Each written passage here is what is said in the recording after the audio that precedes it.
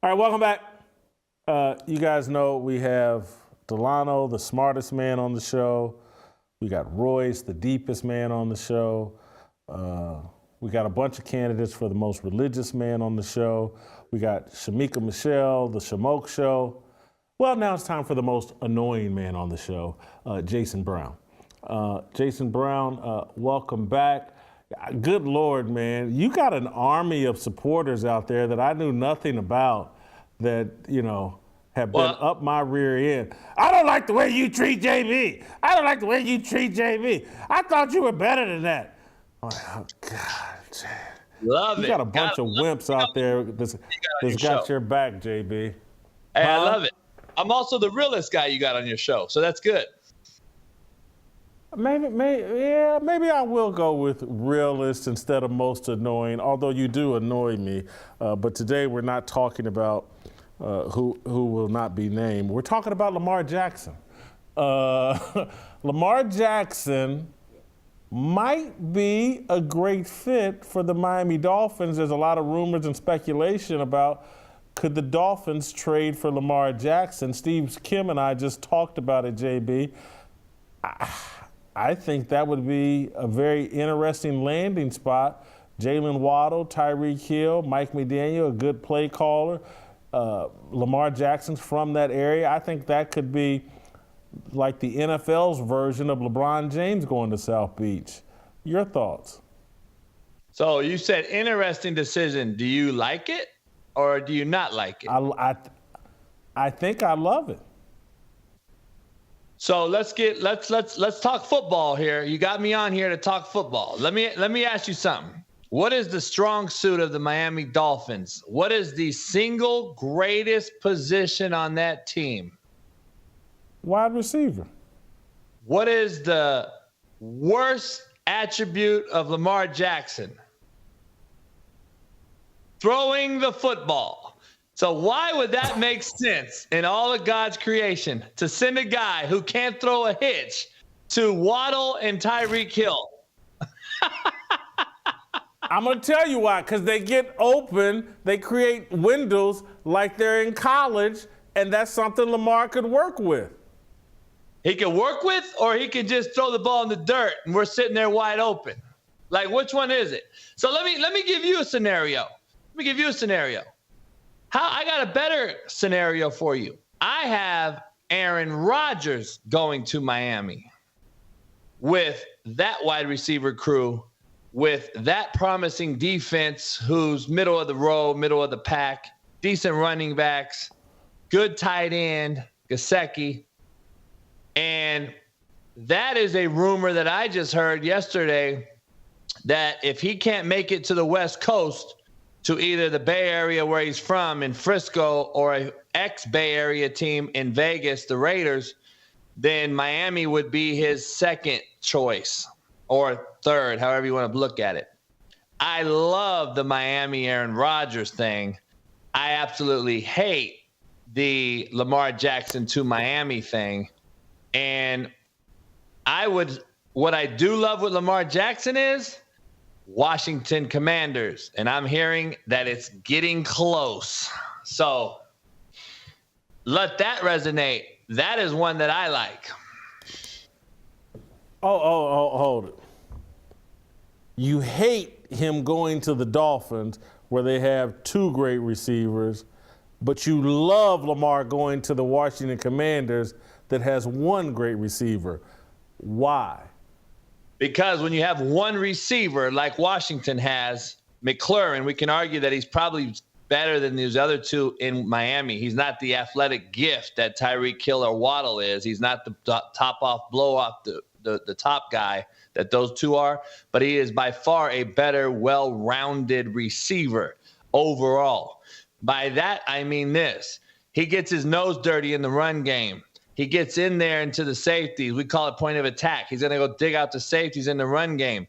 That only helps out with play action and RPO. With a big body receiver that can run and do the things that McLaurin can do, Eric Bieniemy can get in his Andy Reid bag and do a lot of things that they did in Baltimore and what a lot of things they do in Kansas City under Andy Reid. and they can run they can be a very, very formidable opponent with Lamar in there in that Washington team that has a pretty damn good defense. I like their nitty-gritty, nutty-gutty head coach. Bieniemy comes in there and throws in some Andy Reid sprinkles. I think that is a spot for Lamar Jackson to really, really thrive in, because if you give him 2 receivers, Jason, and a good tight end like Miami, now you're asking a guy to come in here and scope the coverage and know that this side is dead. I'm going to number 2. Number 2's taken away. I'm going to number 3, Gesicki. Number 3's taken away. I'm going here. That ain't Lamar Jackson, man. He's not a guy to sit back here and dissect coverage. He's a guy to make a play action, top up, and see a guy wide open and hit him right now. Or tuck it and run. Miami doesn't suit Lamar Jackson in that way. Washington, Bieniemy now using some things that he stole and took from Andy. I think it fits to a T. I love that move, and I think it could possibly happen. I love Aaron Rodgers to Miami. I love Tua going back to the island, selling me some Dole pineapple and living his life, because I don't like to see him going through what he's going through. I know the Polynesian culture. I hate to see Tua going through what he's going through. Hopefully his younger brother can be better than he is, and he'll get drafted and make a good impression for that family. But Tua, it's a scary sight to see him on the field at all. And that has to be a major concern for Miami. And I think they're definitely going to make a decision and make a move at quarterback. Who is it? We don't know. And all we're making is assumptions. I didn't plan on going here, but the way you just unpacked this, it almost sounds like a little tiny shot at a quarterback I don't want you talking about, because you're telling me that Lamar Jackson can do what the best quarterback in the league can do, and that's why he would be a good fit for Eric Bieniemy and these Andy Reid sprinkles, as if Lamar Jackson could run Andy Reid's offense, but he can't run Miami's offense. Is that what I'm hearing? No, well, the best quarterback he could do. He can't run Burrow stuff. He could do what? No, I didn't say that. You're saying he could do what the guy in Kansas City can do, and that's why he'd be a good fit in Washington. Well, you said best quarterback in the league, and I'm like, well, no, he definitely can't run what Burrow runs. So that's the best quarterback in the league. So here's what I'm saying. This is what I'm saying. He has to do what he did in a similar fashion in Kansas City with a guy who can run and design the run game around Lamar Jackson. Meaning, if you have one receiver, I can run triple option RPO and get the ball to one guy, knowing who my read is, knowing where to go. Now, coach, they're going to double team McLaurin. No, they won't, because you can't double him with safeties and box players, because you have to defend the run game. That is why Hollywood Brown had success year one and had 1,000 yards receiving on that Baltimore team. And then when they started to say, okay, this guy can't throw the ball deep consistently, let's start playing off coverage, and Lamar struggled. And then Hollywood Brown wanted out of there. And now you have no receivers in Baltimore for a reason, because the receiver marketplace has been set up so high, Jason, that guess what you have to do to get that money as a receiver? Produce. You got to have catches, yards. You're not getting that with Lamar Jackson in Baltimore. That's why there's no receivers there. It's not because the GM is horrible and all this old crap. It's because the quarterback can't get the ball to receivers on time. So why would I want to get more receivers involved, especially guys that blow the top off like Tyreek and Waddle? That's not Lamar's strong suit. Lamar needs to throw the ball against cover zero, over the top, off play action and RPO, not drop back and spread. That is why Monken, the hire from Georgia, never made sense. That's why the writing is on the wall that Lamar is out of there. You're not bringing Monken, a spread guy, to come in Baltimore in the NFL, who's never really coached in the NFL, and tell Lamar, all right, here's 4 receiver, let's go. That ain't Lamar Jackson. They'll struggle so badly if Monken was there with him. So they know they got to get him out of there. And where does he go is the issue. Where does he go? I'm telling you right now, Jason, no one's talking about it. It's Washington for me, number 1A. 1B for me would be Tennessee, and 1C is Atlanta. That's it. Those 3 spots are where he needs to go. They got run game, O-line, defense, defensive-minded coach. In Vrabel, Tennessee, they have a legitimate spot. They got to go get one big-time wideout. They lost A.J. Brown. They need to bring in someone in Tennessee. They just got rid of Woods. They got cap space right now, a lot of it.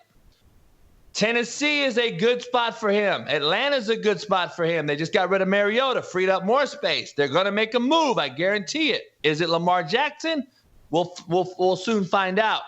But I believe somewhere in the South, somewhere that it plays in decent weather, where he can throw the football and not have to worry about wind, rain, snow, and let's get him the best opportunity possible to have success. And that's going to be sprinkling in triple option, RPO, and having one side reads. We're going to cut half the field off, and let's work that side. And Bieniemy's great at doing that. He learned that from Andy. I think they'll be great at that.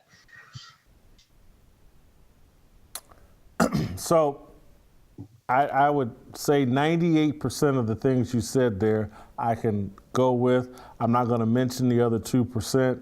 It's irrelevant that you foolishly want to call Joe Burrow, who has no MVPs, no Super Bowls, who still has a lot to prove. Somehow he's the best quarterback in football, but when someone tries to anoint the actual best quarterback in football, you say he has more to prove. He needs to accomplish more things. But Joe Burrow doesn't have to win MVP or Super Bowl. But I'm going to move on from there, and I want to talk a little basketball with you, JB, because allegedly, we're probably on safer ground talking basketball with you. But anyway, I'm sure you have some thoughts about Ja Morant. And again, this isn't even strictly basketball. The reason I want to talk to you is just you're from South Central Los Angeles. You know these kids as well as anybody. I'm looking at Ja Morant and the problems he's having in Memphis and the problems he's just having in life, where he wants to be a rapper, it seems, more than a great NBA player. He wants to be the persona of a rapper. He's had a problem at a mall, threatening somebody. He's beating up a kid, pick up basketball game at his house, and the kid saying he's flashing a gun after all this. He's just had a multitude of he and his little posse maybe shining a red light at some Pacer officials after a game, threatening them with a gun. It's sad to see someone who could have the world by its tail by just sticking to playing basketball and being a great kid. All companies want to have him endorse their products, but this guy wants to be Tupac Shakur, it feels like to me, and may end up screwing up his NBA career. All right. I'm from Compton, not South Central. We don't get along, just so clarify that. All right, number one. Number two, what was Tupac before he became Tupac? Do you remember? He was on a movie called Juice, and if you go back and watch that movie, Tupac had no tattoos in that movie, if you recollect. If you go back, he had 0 tattoos. He was also an African Bambaataa dancer with Digital Underground before he ever became famous. He was a dancer. This is Ja Morant. Ja Morant was Tupac in Juice, growing up, no tattoos, had a great two-parent family, went to a private school. I know a couple guys that coached his AAU with him and Zion both. I recruit South Carolina heavily. I know a lot of people that have actually been in their lives, and they're like, it's unbelievable to me that this guy who has it all, before basketball, he had a pretty damn good life. Now he's made generational wealth, not only for him, but his own kids. Now he wants to be a rapper. And it's unfortunate, Jason, that I go around talking to kids in the inner city all the time, and I'm like, why do you guys want to be a rapper? Why do rappers And black basketball players, black football players, which is 90% made up of the league. The league is made up of 90% African-American black players. And why, if you have a good situation, do you want to act like something you're not? Jason, we call that being a fake-ass good boy. What a fake-ass good boy is a guy that comes to you and say, hey, Jason Whitlock, I love your show. Yes, sir, no, sir, yes, ma'am, no, ma'am. And then that night, they're robbing McDonald's. That's what the fake-ass good boy is. Ja Morant is a fake-ass good boy, and that's what he is. And people that think this is a problem, though. The problem is they accept his apologies. They don't coach it. They allow it. And that is what's happening. All the kids want to go see him. They want to buy the rapper's albums. They want to see their videos. They don't ever tell them to say. They never say no, Jason. The fan base won't say no. That is who's paying these guys' salaries.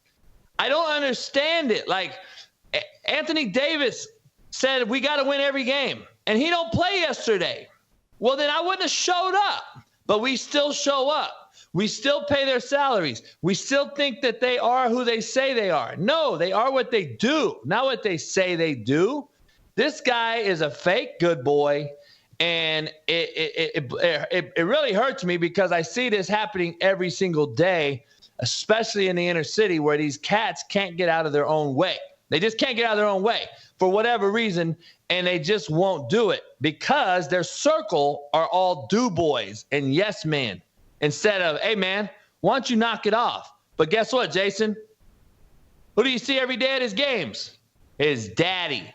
His daddy is his biggest fanboy. Instead of being his father and telling him yes and no and what to do, he's going along with it, trying to fight Shannon Sharp. This guy's a clown, too. Like, how about you grab your son one day and tell his butt to sit down somewhere because you're about to lose everything you've gotten to this far. Everything you have, you're about to lose it. So, but he's a fanboy himself, and that's the problem. He wants to walk around like he's hard gangster. No, he's not. Gangsters are laughing at these cats right now, and that's the problem. And unfortunately, until you stop going to these games, stop supporting them, they're going to get worse and worse and worse, man. And these little kids are looking up to them. JB, I was going to say goodbye, but I prefer just to hang up on you. So play tomorrow, and we'll see the rest of you tomorrow. Hey, Burrowhead! Burrowhead! Cut that off!